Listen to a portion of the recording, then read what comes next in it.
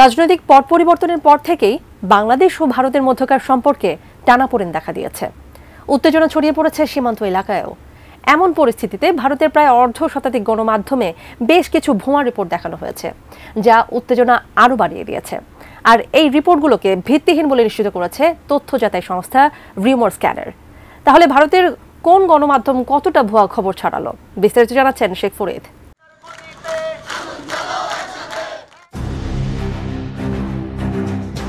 চলতি বছরের জুনে হাইকোর্টের রায়ে 2018 সালের কোটা বাতিল সংক্রান্ত প্রজ্ঞাপন অবৈধ ঘোষণার পরেই বাংলাদেশে রাজনৈতিক অস্থিরতা চরমে পৌঁছায়। এই রায়ের পর কোটা সংস্কার দাবিতে দেশব্যাপী ছাত্র আন্দোলন ছড়িয়ে পড়ে। এই আন্দোলনে সরকার বাধা দিলে তা সংঘাত ও সহিংসতায় রূপ নেয়। এতে বহু প্রাণহানির ঘটনা ঘটে।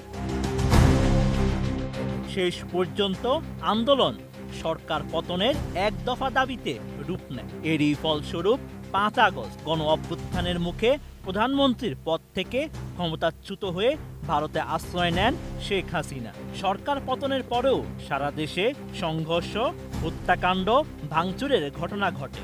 এর মধ্যেই 8 আগস্ট ডক্টর মোহাম্মদ ইউনূসের নেতৃত্বে অন্তর্বর্তীকালীন সরকার গঠিত হয়। বসুন্ধরা ডায়াপেন্ট এখন আরো উন্নত। এই hot air through top sheet দ্রুত শোষণ করে সোনামণিকে দেয় কোমল অনুভূতি। বাংলাদেশ তারা বুঝতে পারে যে চট্টগ্রাম।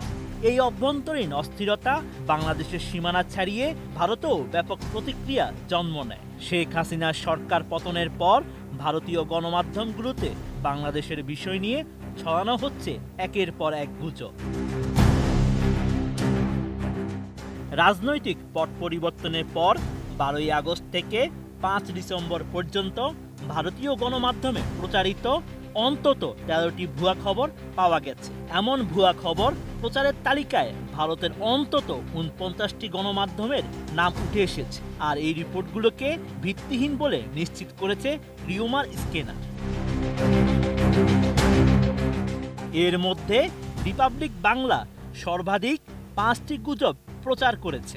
পরবর্তী অবস্থানে রয়েছে হিন্দুস্তান টাইমস, জি নিউজ এবং লাইভ মিন্ট, যারা প্রত্যেকে অন্তত 3টি করে গুজব প্রকাশ করেছে। এছাড়া রিপাবলিক, ইন্ডিয়া টুডে এবং আজ তক অন্তত 2টি করে গুজব প্রচার করেছে। বাকি 41টি গণমাধ্যম অন্তত 1টি করে গুজব প্রচার করেছে।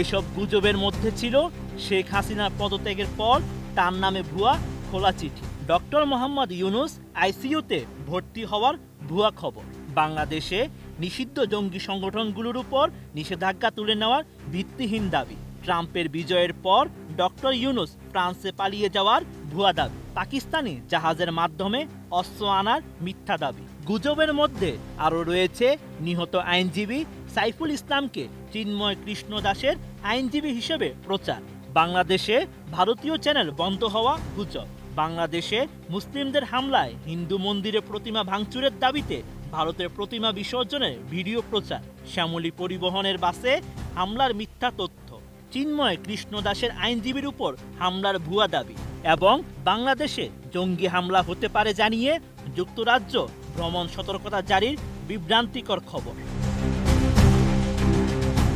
Sheikh Farid, ATN news.